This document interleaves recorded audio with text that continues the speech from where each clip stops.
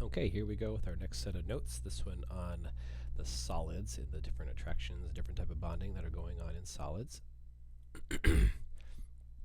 So there's four basic types of solids. We've been talking about a lot of these in general form already. You've got metallic solids, which have these highly delocalized electrons that we've been talking about with our bonding unit.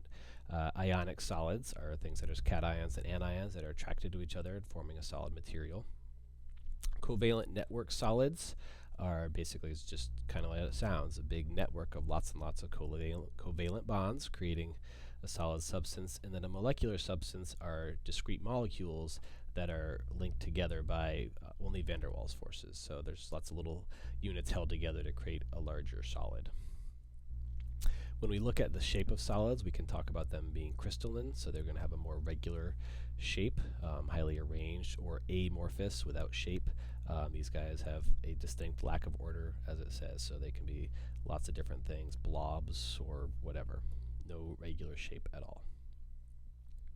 When we talk about things that are crystal, we talk about their crystal lattices. We talk about the different patterns that they might have. So they are formed by repeating shapes, repeating units. So these are some of the different types of lattices that you might see.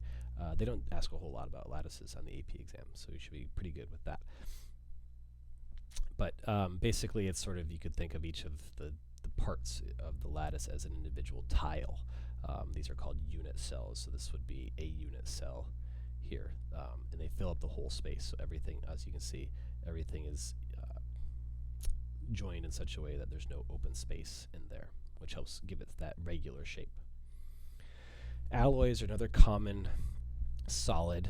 This would be a combination of two or more elements, usually all metals, the majority of them are metal.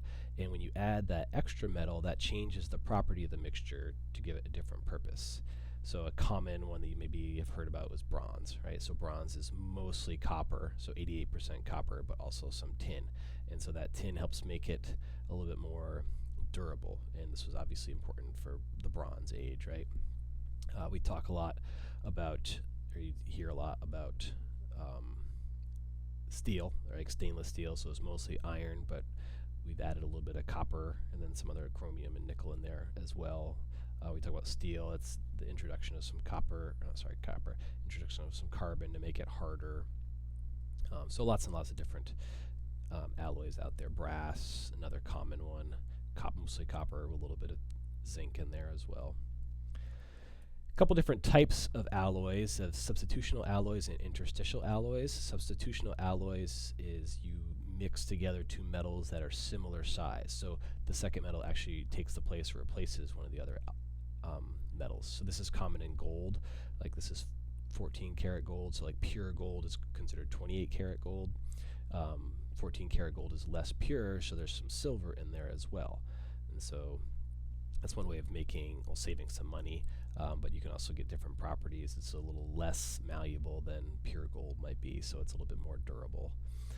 Another type would be an interstitial alloy, in which you kind of sneak another smaller element in there. So in this case, carbon, like I just said, is snuck into that lattice of the iron to help make it a little bit stronger. So it's in the interstitial space. Different types of bondings going on here. Metallic bonding, we've talked about a little bit.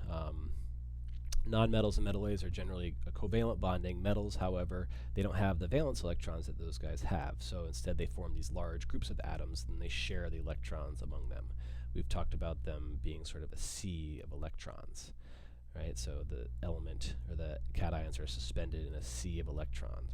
And so that helps explain their thermal conductivity, ductility, malleability, all those things are explained by this shifting sea of valence electrons. In an ionic solid, this is where you're going to more likely have the crystalline structures, the lattices, and so they're kind of alternately arranged, cations and anions, so something like this, right? Cation, anion, arranged in such a way.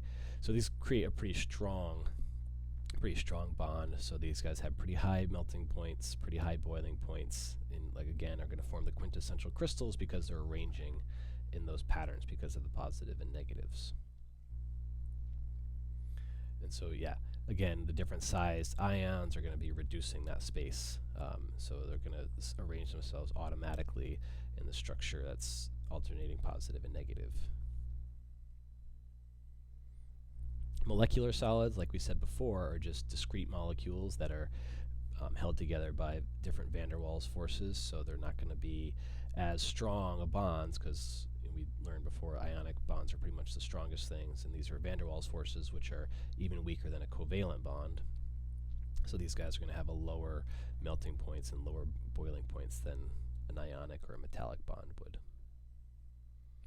A covalent network solid is probably something that you're less familiar with. The quintessential example of this is diamonds, so they're almost always going to talk about diamond. Like if you see diamond, it's going to be an example of a covalent network solid.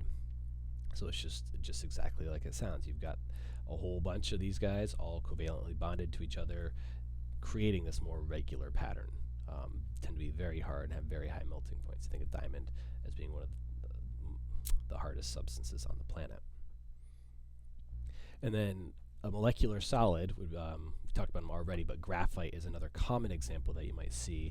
This is a relatively new material, so I get that modern materials, where it actually has these sheets. So this would be a covalent network, but then each one of these guys is attracted to a different one through van der Waals forces. So like graphite is very slippery, and sometimes actually it's almost even used as a lubricant because of that, because they're allowed to slide past each other.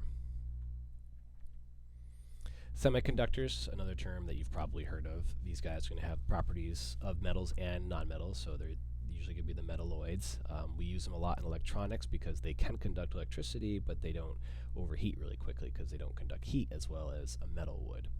And something that we often do in industry to make them a little bit better conductors is something called semiconductor doping, where you're going to purposely add some kind of impurity to the silicon. So something else that does have more free electrons to give, so you could increase the conductivity of it. Right? The antimony's adding electrons, adding free electrons, so you can increase the conductivity, but by and large, the heat transfer capabilities aren't really increased. So you still maintain the properties of the semiconductor, but kind of boost them up a little bit. Moving on to solutions, it's covering chapter 13, so talking about what a solution really is and what we do with solutions. A solution is just a homogeneous mixture, so a uniform mixture of two or more pure substances.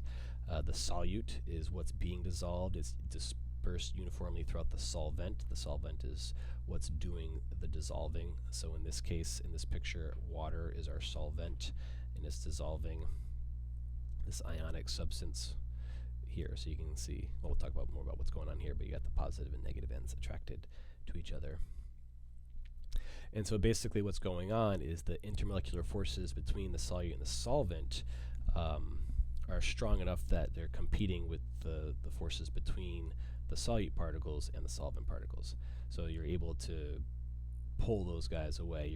The intermolecular forces that are going on between the solvent and the solute are greater than what's holding the things together and able to pick it apart, basically. So as the solution forms, the solvent pulls the solute apart, and it totally surrounds them and kind of encapsulates them, and we call that solvating. So you see that going on here. All right, the Cl ion is totally surrounded. Over here again, it's surrounded by the water molecules. All right, and again, it's surrounded by the positive side of the water molecules, the hydrogen side, and then the oxygen, the partially negative side, is being attracted to the positive side of the sodium ion. Again, called solvating. Basically, that's another word for dissolving. So when an ionic salt is soluble in water, it's because the ion-dipole interactions are strong enough to overcome that lattice energy. So the ion-dipole interaction between the dipole of the water and then the ions that are being made up. So in case of the sodium chloride, the sodium ion, or the chlorine ion, it can pull, those attractions are stronger than the sodium to the chloride itself, that lattice energy in there. Talk about energy changes in a solution. So basically, there's three different processes that are going to affect the energetics. So you got to separate the solute particles, and then you got to separate the solvent particles, and then you've got to join those guys together, right? So here we see we've got the solvent, right? It's all totally aggregated, but now we separate it apart, and then the solute is in its crystal and structure, and it's being separated, right? So the delta H of the solute and the solvent, that's the heat of the heat of the mixture. Then is then the energy that you get out from putting those guys together. Delta H mixture is this guy going on right here. In this case, it's an exothermic process, right? Because you're getting out more energy than you started with. Some things to be aware about when you see something, just because it disappears doesn't necessarily mean that it dissolved.